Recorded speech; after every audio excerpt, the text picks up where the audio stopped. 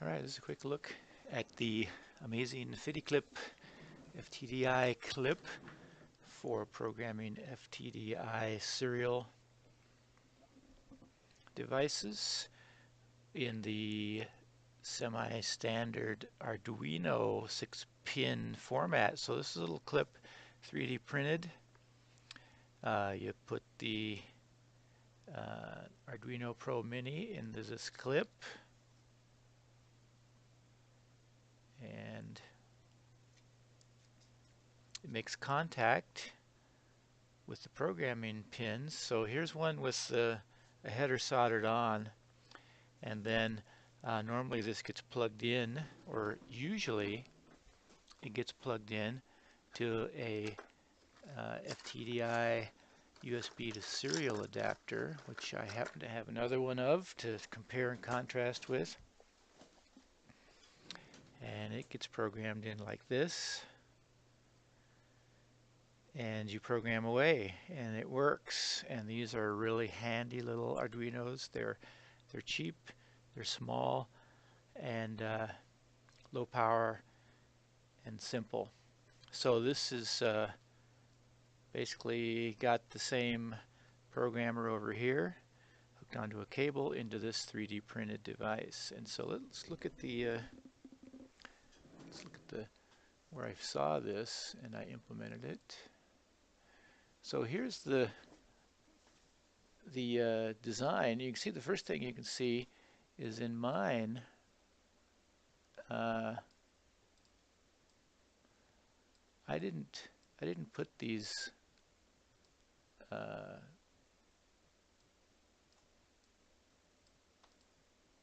see if I can get this into view here. I didn't put the screws in.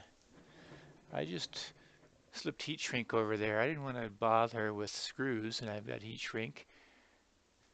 So that was a savings. And then also, let's see if we can find the rest of this.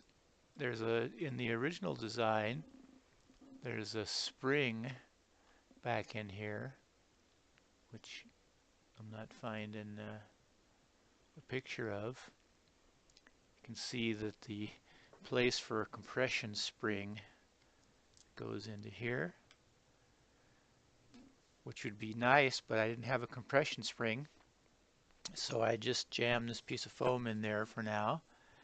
And then the other problem I had, or difference, is that mine broke right here at this right angle joint. You can see in this image over here on the right hand side. Oops. Let's see here.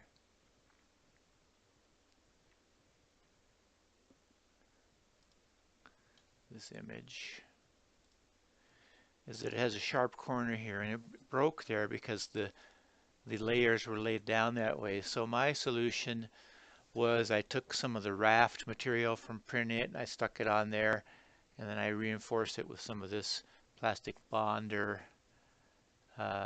glue. This is a two-part glue. It's not epoxy. It's pretty fast, and it works well. And I also reinforced this little bottom piece with it because it didn't get perfectly printed. So this is the quick and dirty of it. And so to program, you just stick it in there. Let's watch this work. If I had a spring, I wouldn't need to do this to hold it on. Basically, I'm just jamming this foam in here to keep it clamped on. And let's run the Arduino blink sketch here. So here comes the stock Arduino blink sketch, and you can see the little let's do that again. We can see here on the FTDI friend, this is the N-Adafruit product. It works with all the others since the pinout is standard.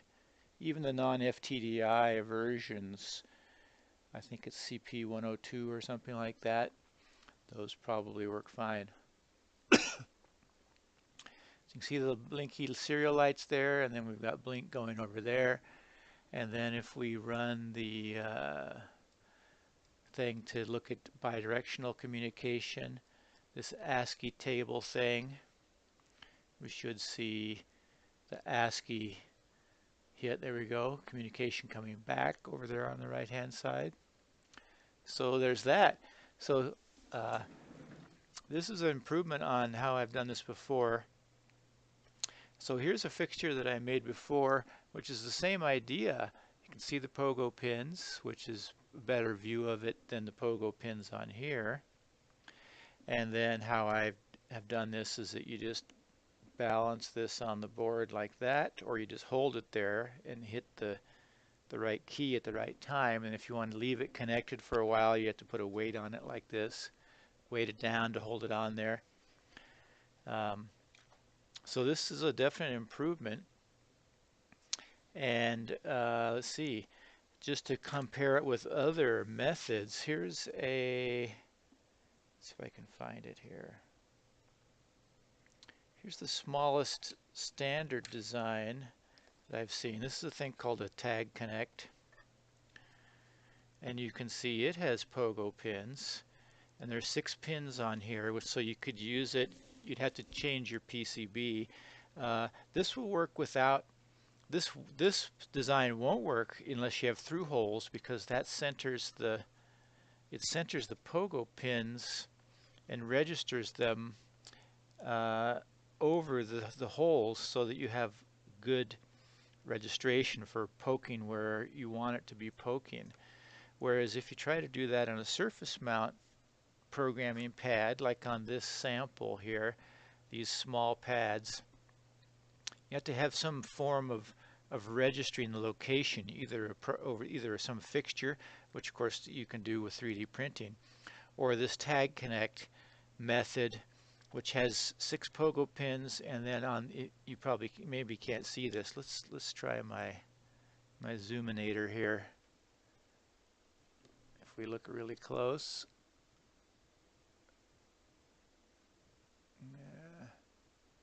let's try this the other way. That's not giving me joy here. There we go.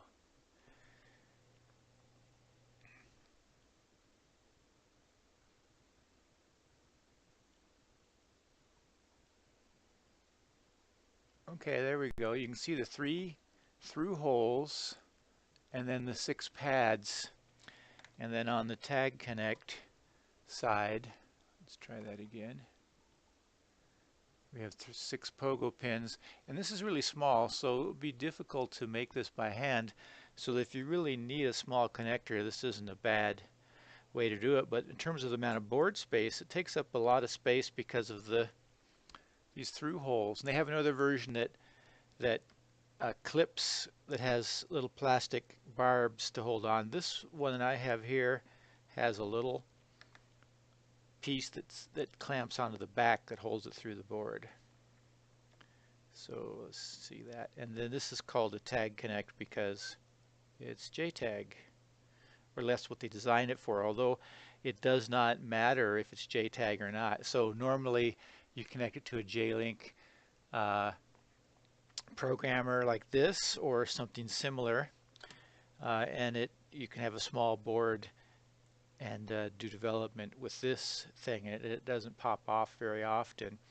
In a production situation, you would have something that was in a fixture that you'd toggle down and do it quickly.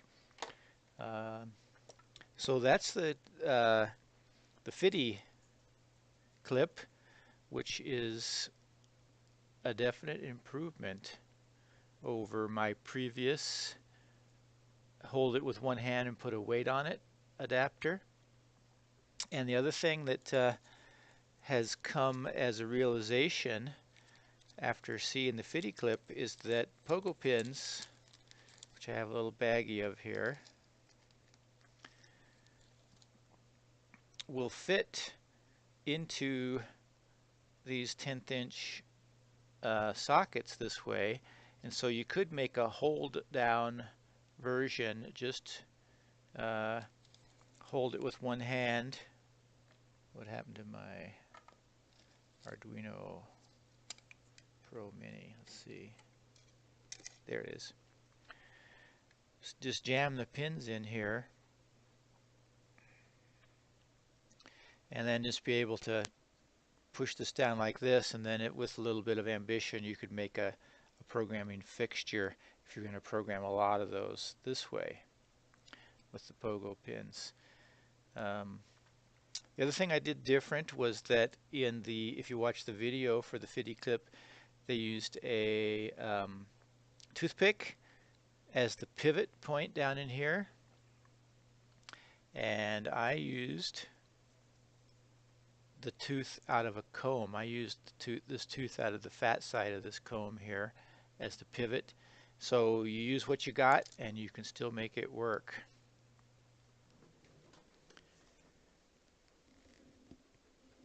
It's February 28, 2016.